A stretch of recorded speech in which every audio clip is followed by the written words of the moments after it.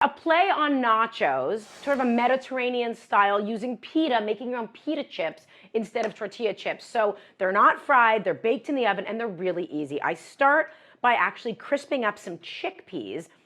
I have a can of chickpeas that I've dried really, really well, drained, rinsed, dried really, really well.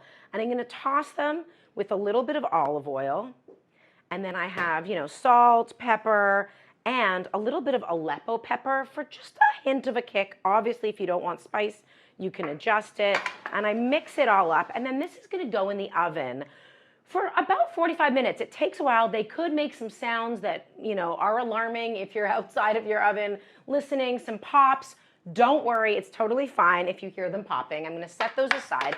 And when they come out, they are the best snack really on their own.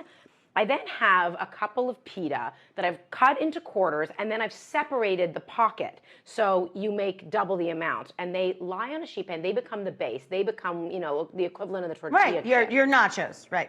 Exactly. These are the nacho. And you're just going to brush both sides with oil. And these I'm going to sprinkle with za'atar spice, which is a spice blend from the Middle East that's, wild thyme and oregano and sesame. These are going to go in the oven. They're going to bake also for just about 10 minutes. They're going to get crispy and brown and toasted. And they come out gorgeous. Like this.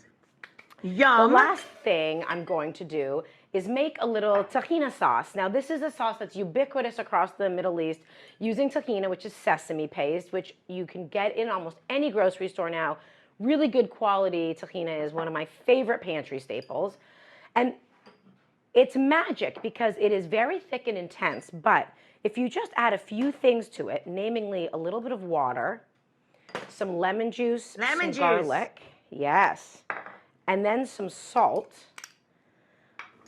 and then you whip it, it takes on this creamy, really beautiful quality that I think is amazing. You're gonna see it gorgeous. First looks like it separates, and then it just gets so beautiful. It's fantastic. And creamy. It's one of our favorite family household items in our pantry, absolutely. So now I'm ready to assemble, and this is super easy. We've all made nachos. You take half of them, because the pet peeve I have with nachos is when you get to the bottom and there's nothing. That's right, you get to the bottom and there's nothing there. That's right, layering is key. So I have all my things. I've got this tahini sauce, which I can put on, have a little fun with it. And then I have all my sort of Mediterranean flavors. So I have chopped cucumber. I have olives, because we are obsessed in my family with olives. We are a salty, salty bunch. Pomegranate seeds. Oh, and you nice. Of course want to save a little for the top. I've got lots of herbs like parsley. I love dill, but you can obviously use whatever you have in your fridge. I love dill too, and it's so underused, as we talk about. I mean, not in my house, but I agree. And then some chopped tomatoes. I made some pickled onions, which is really delicious, and some feta. Just, go for it. And then you can do a second layer, right?